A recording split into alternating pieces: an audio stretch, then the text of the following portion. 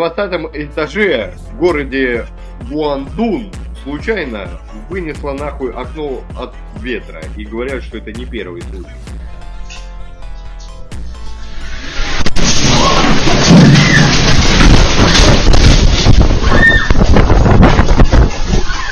Самый прикол то, что недавно от той же самой проблемы выдала 60-летнюю бабушку с ее 11-летним внуком. Также нахуй. Я надеюсь, что они знают кунг-фу, и она схватила внука по воздуху и спустилась вниз. Но мы живем в реальности, и скорее всего там было нахуй.